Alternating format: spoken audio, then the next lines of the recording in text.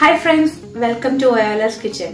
This is a cutlet. That is rice and cutlet. Now, we have choru vechittu micham varuvaanenge namukku adondu oru adipoli dish undakam adupole thanne pillaru ippam choru കഴിക്കാത്ത പിള്ളേരൊക്കെ ഉണ്ടെന്ന് വെച്ചാൽ അവരെ ചോറ് കഴിപ്പിക്കാൻ പറ്റിയ നല്ലൊരു റെസിപ്പിയും കൂടിയാണ് ഇത്. അതുപോലെ തന്നെ ഇപ്പോൾ നമുക്കൊരു നല്ല ആപ്പറ്റൈസർ ആയിട്ട് ഇത് നമുക്ക് യൂസ് ചെയ്യാം. അതേപോലെ തന്നെ ഇപ്പോൾ സ്കൂൾ ഗോയിങ് പിള്ളേർക്ക് ലഞ്ച് ബോക്സിനൊക്കെ കൊടുത്തുവിടാൻ പറ്റുന്ന ഒരു നല്ലൊരു ഡിഷ് കൂടിയാണിത്. അപ്പൊ നമുക്ക് നോക്കാം ഇത് എങ്ങനെയാ ഉണ്ടാക്കാം എന്നുള്ളത്. അതിനു മുന്നായിട്ട് ആദ്യമായിട്ടാണ് നിങ്ങൾ എന്റെ വീഡിയോ കാണുന്നുണ്ടെങ്കിൽ please subscribe to my channel. അതുപോലെ തന്നെ തൊട്ടപ്പുറത്ത് ഒരു ബെൽ ബട്ടൺ ഉണ്ടാവും, അതും കൂടെ ഒന്ന് ക്ലിക്ക് ചെയ്തേക്ക്. അപ്പൊ എന്റെ വീഡിയോ അപ്ഡേറ്റ്സ് നിങ്ങൾക്ക് നന്നായി എപ്പോഴും കിട്ടും. അപ്പം ചോറ് കട്ട്ലേറ്റിന് ഏറ്റവും ഇമ്പോർട്ടൻറ്റ് വേണ്ടത് ചോറാണ്. ഞാനിവിടെ സോന മസൂരിയുടെ റൈസാണ് എടുത്തിരിക്കുന്നത്. 1 കപ്പ് ചോറാണ് എടുത്തിരിക്കുന്നത്. നെക്സ്റ്റ് വേണ്ടത് വെജിറ്റബിൾസ് ആണ്. അപ്പം ഞാൻ ഇവിടെ എടുത്തിരിക്കുന്നത് ഉരുളൻകിഴങ്ങും ക്യാരറ്റും ആണ്. അപ്പം ഈ ഉരുളൻകിഴങ്ങ് 1 കപ്പ് ഉരുളൻകിഴങ്ങും 1 കപ്പ് ക്യാരറ്റും ആണ് ഞാൻ എടുത്തിരിക്കുന്നത്. അപ്പോൾ ഉരുളൻകിഴങ്ങും ക്യാരറ്റും കുക്കറിനകത്ത് ഇട്ടിട്ട് വേവിച്ചിട്ടുള്ളതാണിത്. വേവിക്കുമ്പം ഇച്ചിരി മഞ്ഞൾപ്പൊടി, ഒരു 1/4 ടീസ്പൂണേക്കാളും ഇച്ചിരി കുറവ് മഞ്ഞൾപ്പൊടി, പിന്നെ ആവശ്യത്തിന് ഉപ്പ്. അതേപോലെ തന്നെ ഞാൻ 2 പച്ചമുളക് ഇതിനകത്ത് കീറിയിട്ടിട്ടുണ്ടായിരുന്നു. അപ്പം അതിൻ്റെ ഫ്ലേവറും കൂടിയും കിട്ടാനായിട്ട് നല്ലതാണ്. അങ്ങനെ കുക്ക് ചെയ്തിട്ട് വെള്ളമൊക്കെ ഊറ്റിയെടുത്ത വെജിറ്റബിൾസ് ആണിത്. നെക്സ്റ്റ് വേണ്ടത് സവാള. ഞാനിവിടെ 1/4 കപ്പ് സവാള എടുത്തിട്ടുണ്ട്. നെക്സ്റ്റ് വേണ്ടത് പച്ചമുളക്. ഞാനൊരു വലിയൊരു പച്ചമുളക് ചെറുതായിട്ട് അരിഞ്ഞിട്ടുള്ളതാണത്. Next 1/2 teaspoon ginger garlic paste. Next വേണ്ടത് റവയാണ്. റവ നമുക്ക് ബൈൻഡിങ്ങിനും അതേപോലെ തന്നെ കോട്ടിങ്ങിനും വേണ്ടിയിട്ടാണ് റവ. അപ്പം അത് നമുക്ക് ആവശ്യത്തിനനുസരിച്ചിട്ട് ഉപയോഗിക്കാം. 1 പിടി മല്ലിയില, ഉപ്പ് ആവശ്യത്തിന്, 1/4 teaspoon garam masala, 1/4 teaspoon chilli powder, 1/4 teaspoon മഞ്ഞൾപ്പൊടി. നെക്സ്റ്റ് നമ്മളൊരു പാൻ ചൂടാക്കിയിട്ട് അതിനകത്ത് എണ്ണ ചൂടായി വരുമ്പോഴത്തേനും നമ്മൾ പച്ചമുളക് ഇടും.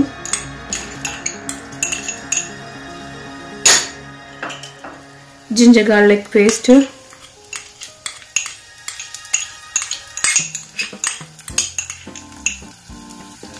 എന്നിട്ട് നന്നായിട്ട് വഴറ്റണം.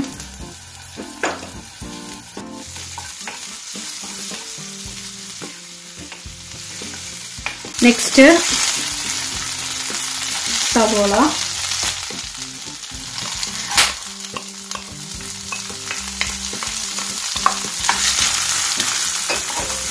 തീ മീഡിയം അല്ലെങ്കിൽ ലോ ഫ്ലെയിമിൽ വേണം ഇടാനായിട്ട്. സവോള നന്നായിട്ട് വാടാനായിട്ട് കുറച്ച് ഉപ്പ് ഇട്ട് കൊടുക്കാം.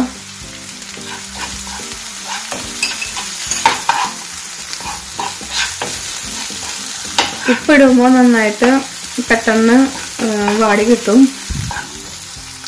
സവോള ഇപ്പോൾ നന്നായി വാടിയിട്ടുണ്ട്. നമ്മൾ ഇതിലായിട്ട് ഉരുളൻകിഴങ്ങും ക്യാരറ്റും ഇട്ട് കൊടുക്കണം.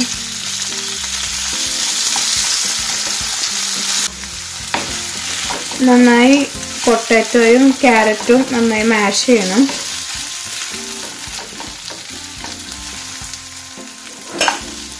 ഞാനിവിടെ പൊട്ടാറ്റോ മാഷർ എടുത്തിട്ടുണ്ട്, അതുകൊണ്ടാണ് മാഷ് ചെയ്യുന്നത്. എളുപ്പം മാഷ് ചെയ്ത് കിട്ടും.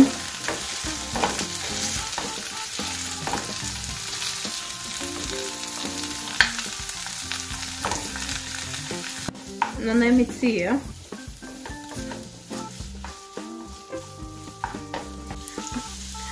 നേരത്തെ ഉപ്പ് ചേർത്ത് കാരണം നമ്മൾ നോക്കിയിട്ട് വേണം ഉപ്പ് ചേർക്കാൻ. അപ്പം ഇച്ചിരി കൂടി ഉപ്പ് കുറവുണ്ട്, അപ്പം ഞാൻ ഇച്ചിരി ഉപ്പ് ചേർക്കുന്നുണ്ട്.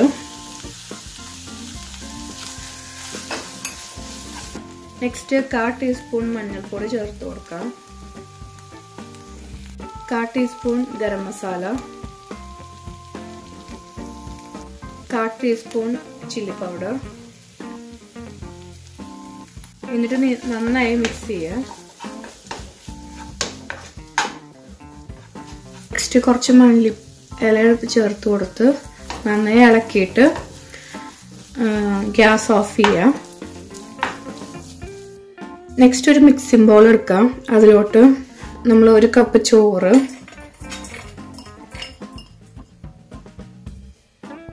പിന്നെ നമ്മുടെ പൊട്ടാറ്റോ ക്യാരറ്റ് മിക്സർ ഇതിനകത്തേക്ക് ഇട്ട് കൊടുക്കാം.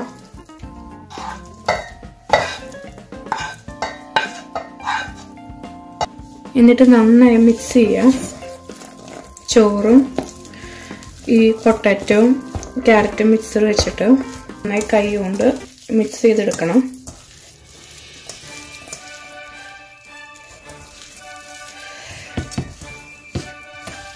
ഒത്തിരി വെള്ളം ഉണ്ടാവാൻ പാടില്ല. അപ്പം അതിന് വേണ്ടിയിട്ട് നമുക്ക് വേണമെങ്കിൽ കുറച്ച് റവപ്പൊടി ഇതിലോട്ട് ചേർക്കാം. ഒത്തിരി ചേർക്കാൻ പാടില്ല, വെള്ളം ഇല്ലാതാവാൻ വേണ്ടിയിട്ടാണ് നമ്മൾ ചേർക്കുന്നത്. എന്നിട്ട് ഒരു ചപ്പാത്തിയുടെ മാവ് കുഴയ്ക്കുന്ന കൂട്ട് നന്നായി കുഴച്ചെടുക്കണം.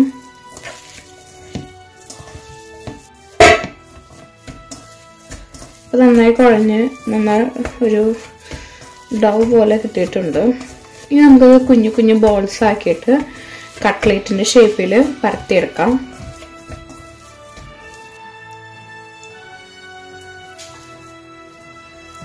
കുഞ്ഞു കുഞ്ഞു ബോൾസ് ആയിട്ട്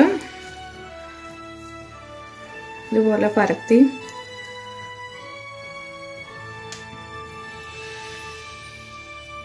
എടുക്കണം. നമ്മൾ പരത്തുമ്പോൾ തന്നെ ഇതാണ് റവപ്പൊടി.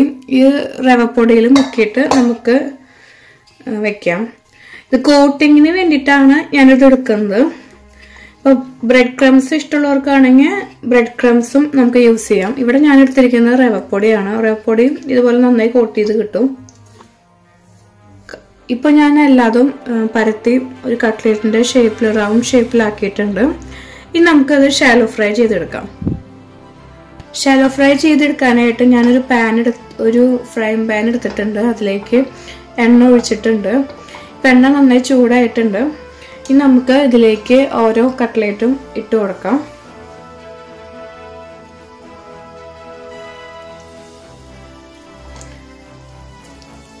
ഷാലോ ഫ്രൈ ചെയ്യാനാണെങ്കിൽ നമുക്ക് ഒത്തിരി എണ്ണ വേണ്ട. പയ്യെ ഓരോന്നോരോന്നായിട്ട് ഇട്ട് കൊടുക്കാം.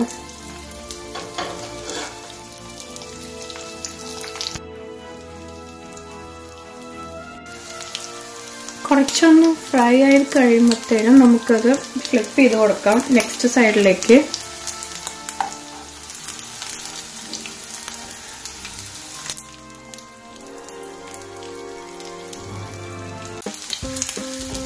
ഈ ഭാഗം നല്ല ഗോൾഡൻ കളറായിട്ട് വന്നിട്ടുണ്ട്.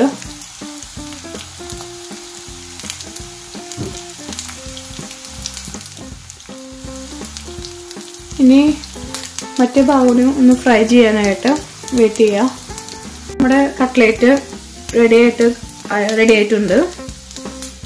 നമുക്കിതിനൊരു സെർവിങ് പ്ലേറ്റിലേക്ക് മാറ്റാം. അപ്പം നമ്മുടെ കട്ട്ലേറ്റ് റെഡി ആയിട്ടുണ്ട്. വളരെ എളുപ്പത്തിൽ ഉണ്ടാക്കാൻ പറ്റുന്ന ഒരു കട്ട്ലേറ്റാണിത്.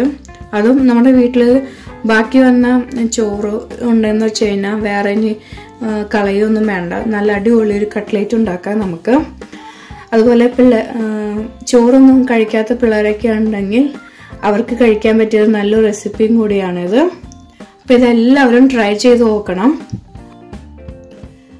ട്രൈ ചെയ്ത് നോക്കിയിട്ട് നിങ്ങളുടെ അഭിപ്രായങ്ങൾ എന്നെ കമൻറ്റ് ബോക്സിൽ എഴുതണം.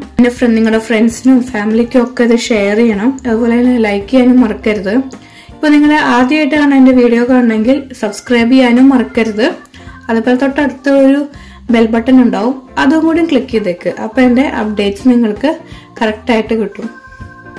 അപ്പോൾ മറ്റൊരു റെസിപ്പിയുമായി നമുക്ക് പിന്നെ ഒരു ദിവസം കാണാം.